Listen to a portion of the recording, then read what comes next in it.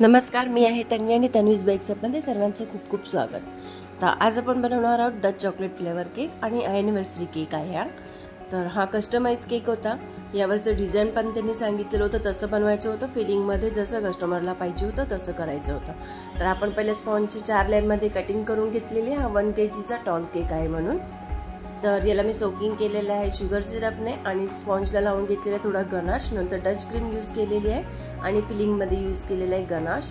आणि कस्टमरला हवे होते नट्स फिलिंगमध्ये, म्हणून नट्स आपले क्रश करून घेतलेले आहेत मी, त्यांचं यूज केलेलं आहे आणि थोडेफार त्यामध्ये चोको चिप्स टाकलेले आहेत। असं मी 3 लेअरमध्ये करून घेतलेलं आहे आणि आपलं असं क्रम्बल कोट रेडी करून घेतलेलं आहे। तर क्रम्बल कोट रेडी झाल्यानंतर मिनिमम 10 ते 15 मिनिटांसाठी तरी आपण केकला सेट करायला ठेवून द्यायचा, कारण आपला जेवढा क्रम्बल कोटचा केक सेट असणं होणार तितकं आपलं फायनल फिनिशिंग चांगली होते।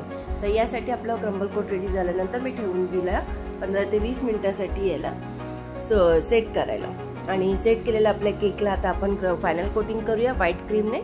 तर व्हाईट क्रीम पहिली मी टॉपला लावून घेतली, नंतर अशी साईडला पॅलेट नाईफच्या साहाय्याने लावून घेतली। आणि क्रीम लावताना नेहमी आपण एका डायरेक्शनमध्येच लावायचं, मागे पुढे करायचं नाही, आपण पुढे पुढे करत जायचं पॅलेट नाईफच्या साहाय्याने। तर त्यामुळे क्रीम खूप चांगली लागते केकला। आणि नंतर मग आपलं असं प्लेन फिनिशिंग ठेवायचे म्हणून मी स्क्रॅपरच्या साहाय्याने प्लेन फिनिशिंग करून घेतली साईडला। नंतर टॉपची एक्सेस क्रीम काढून घेतली आणि आपलं केक बोर्ड क्लीन करून घेतला आणि स्पूनच्या साहाय्याने स्पिरल पॅटर्न करून घेतलं।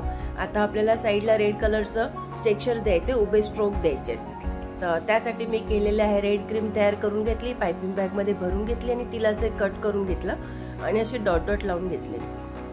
नंतर प्रत्येक डॉटला स्पूनच्या साहाय्याने वरती खेचलं आणि आपलं टेक्स्चर रेडी झालेलं आहे। तर आता मी कस्टमरने फोटो पाठवलेला होता, त्यामध्ये होते फॉन्डंटचे हार्ट, त्यांना फॉन्डंट नको होतं म्हणून मी चॉकलेट व्हाईट कंपाऊंड मेल्ट करून घेतलं, त्यात रेड कलर टाकून असे त्याचे हार्टचे गार्निशिंग तयार करून घेतली।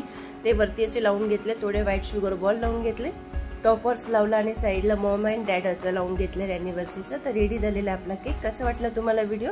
आवडला असेल तर चॅनलला लाईक शेअर सबस्क्राईब करायला विसरू नका। पुन्हा भेटू नवीन व्हिडिओमध्ये। Thanks for watching.